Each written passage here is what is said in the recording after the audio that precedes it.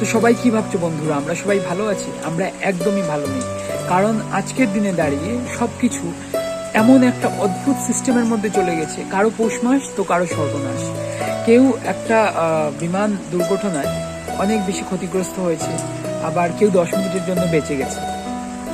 সবচেয়ে বড় কথা হলো, যে বিমান দুর্ঘটনাটা হয়েছে সেই ভিডিওটা যে করলো সে ভাইরাল হয়ে গেছে। এবার সে যখন ভাইরাল হয়ে গেছে, তাকে যখন ইন্টারভিউ নিচ্ছে, তখন মিডিয়ার লোকরা হেসে হেসে ইন্টারভিউ নিচ্ছে, সে হেসে হেসে ইন্টারভিউটা দিচ্ছে।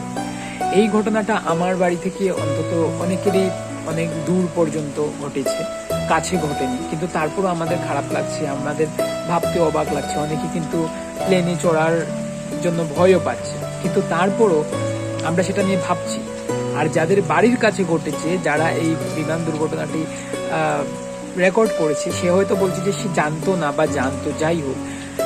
কিন্তু আমার প্রশ্ন হলো, আমরা যা কিছু লেখাপড়া দেখছি সেটা হচ্ছে যে বিমান দুর্ঘটনাটা হয়েছিল বিমানটা পড়ে যাওয়ার, ল্যান্ড করার ঠিক 20 মিনিট পর, 21 মিনিটের মাথায়।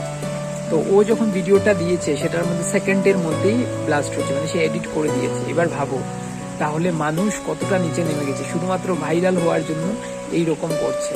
তাহলে ভাবো তোমার মৃত্যুতে কজন দুঃখ পাবে। সাবধান হয়ে যাও।